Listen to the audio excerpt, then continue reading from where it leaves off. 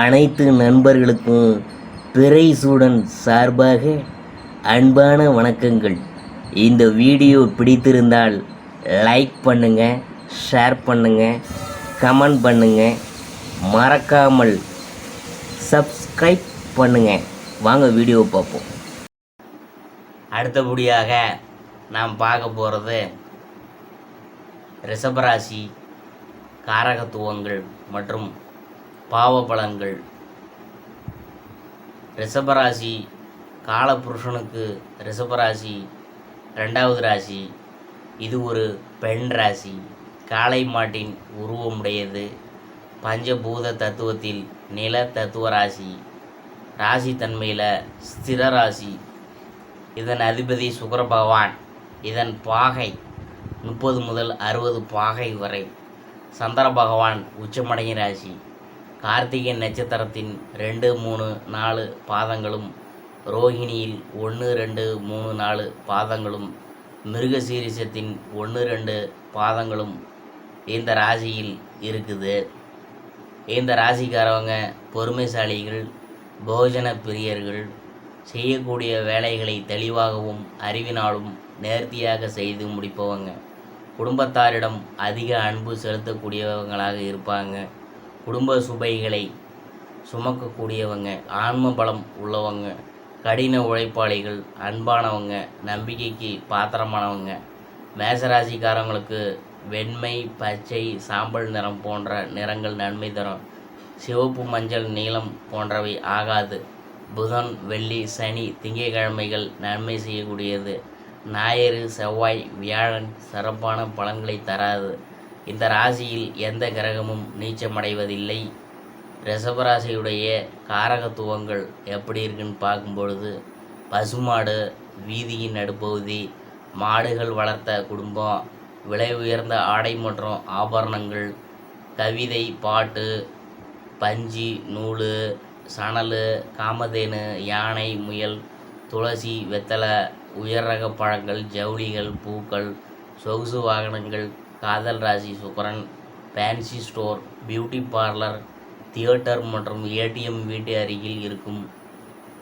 மேய்ச்சல் நிலம், வெளிநாட்டு வருமானம், கழுத்து, முகம், தாடை, அகத்தி மரம், பலாமரம், அரிசி, பால் பொருள்கள், சர்க்கரை, மாட்டு கொட்டகை, புல்வெளிகள், விவசாய நிலங்கள், பெண்கள் உள்ள இடங்கள். இதெல்லாம் ரிஷபராசியுடைய காரகத்துவங்கள்.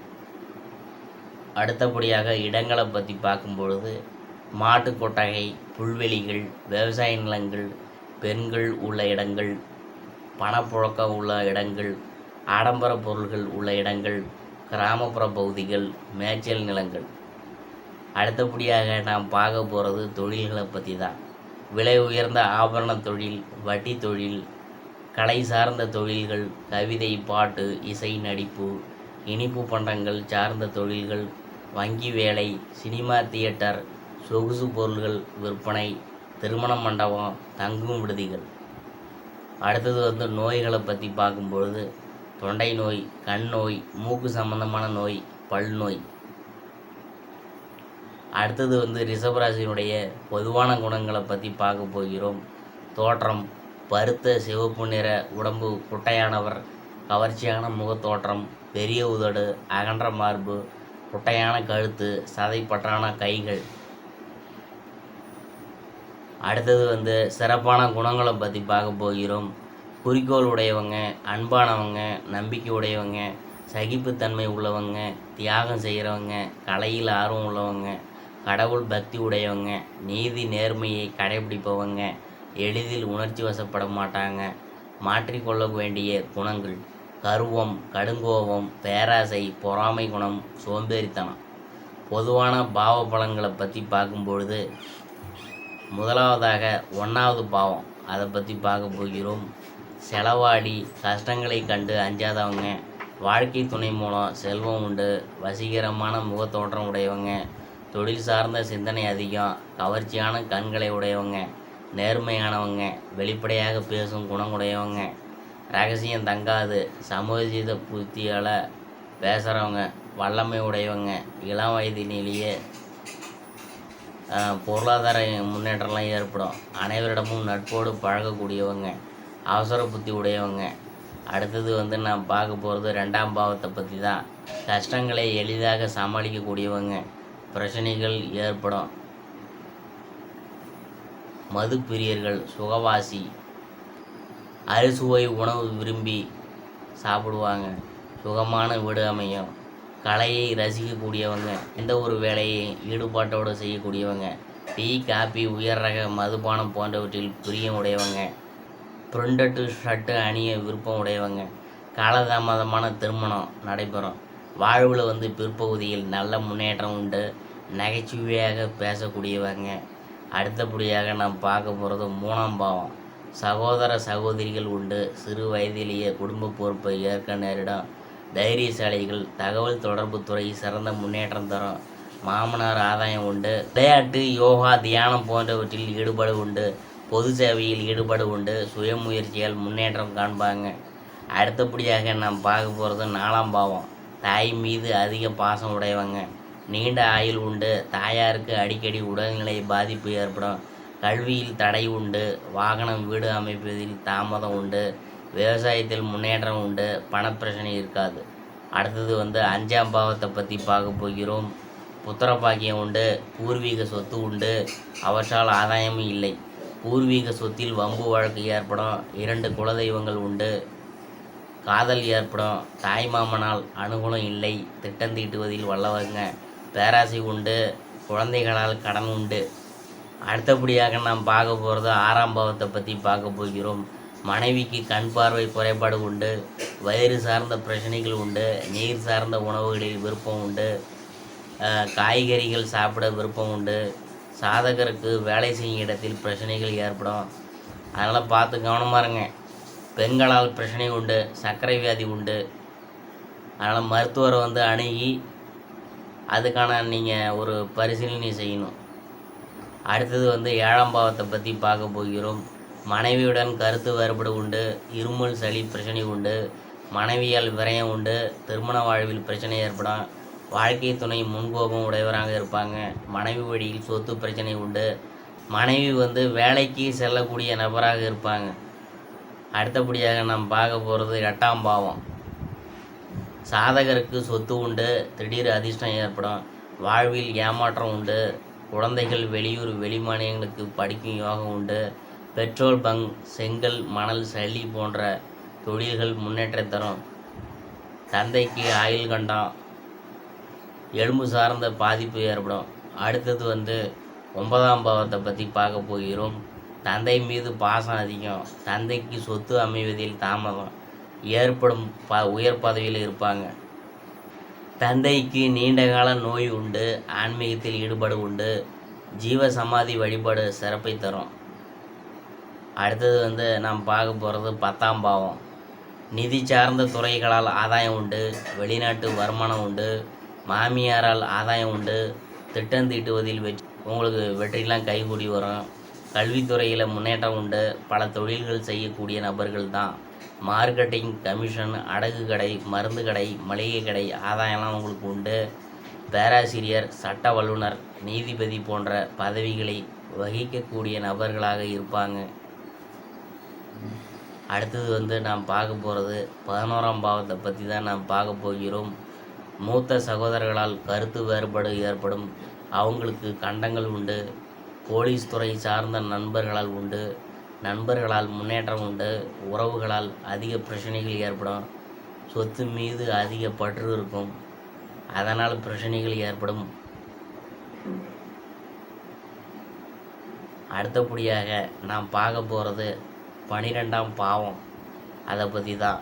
மனைவியால் விரயம் ஏற்படும். பெண் குழந்தைகளால் செலவு ஏற்படும்.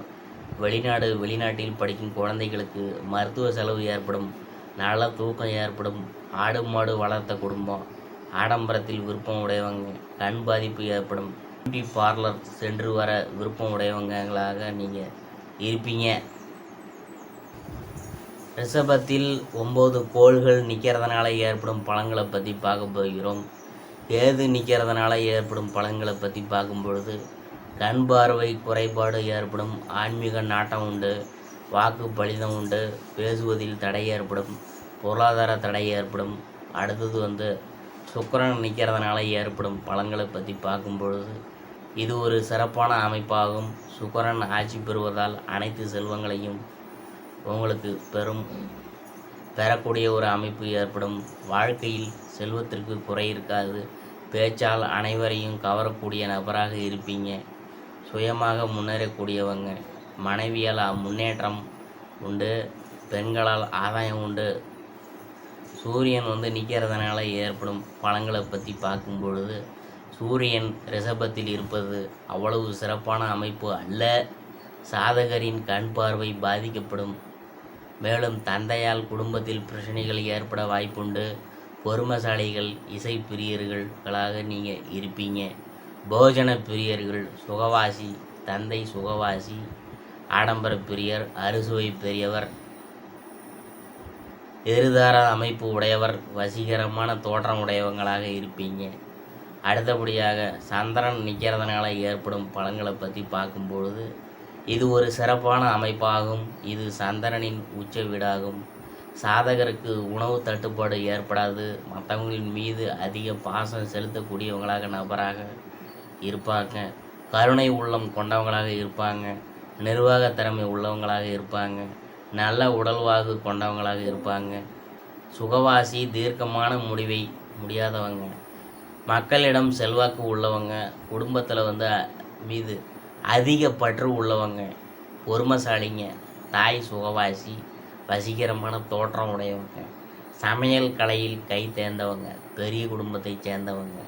செவ்வாய் நிற்கிறதுனால ஏற்படும் பலன்களை பற்றி பார்க்கும் பொழுது சிறப்பான அமைப்பு அல்ல. இதனால் ஜாதகரின் சகோதரருக்கு பிரச்சனைகளை உண்டாக்கும். அவர்களோடு கருத்து வேறுபாடுகளை ஏற்படுத்தும். முரட்டு சுபாவம் உடையவங்க. பிடிவாதமாக இருப்பாங்க. துணிச்சல் மிக்கவங்க. அரசியலில் வெற்றியை தரும். முகத்தில் வெட்டுக்காயம், தழும்புலாம் ஏற்படும். அடுத்தது வந்து ராகு நிற்கிறதுனால ஏற்படும் பலன்களை பற்றி பார்க்கும் பொழுது இங்கு ராகு நிற்கிறது நன்மையான பலன்களை தரும்.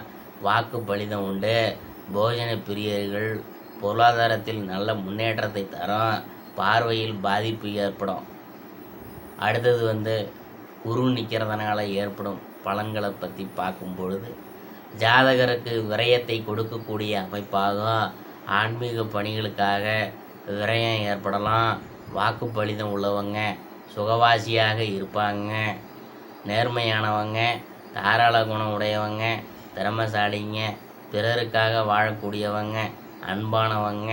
தெய்வ நம்பிக்கை உள்ளவங்க. ரிஷபத்தில் சனி நிற்கிறதுனால ஏற்படும் பலன்களை பற்றி பார்க்கும்பொழுது இது சனிக்கு நட்பு வீடு. சனி இருக்கிறது நன்மையான பலன்களை தரும். சாதகருக்கு தொழில் எளிதாக அமையும். அதுவும் நல்ல வருமானம் உள்ள தொழிலாக அமையும். பல வெற்றிகளை அடையக்கூடிய நபர்களாக இருப்பீங்க. எப்போதும் மனக்கவலை கொள்பவங்க. தனிமை விரும்பிங்க. மாமிச பிரியருங்க.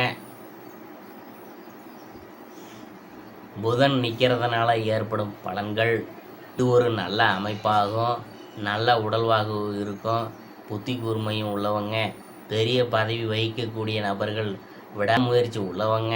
பொருளாதார முன்னேற்றம் உடையவங்க. எழுதுவதிலும் படிக்கிறதுலையும் விருப்பம் உடையவங்க. கலைகளில் விருப்பம் உள்ளவங்க. வாக்கு சாதுரியம் உள்ளவங்க. இதுவரைக்கும் நாம் பார்த்தது ரிஷபராசி காரகத்துவம். அதை பற்றி தான் நாம் பார்த்தோம்.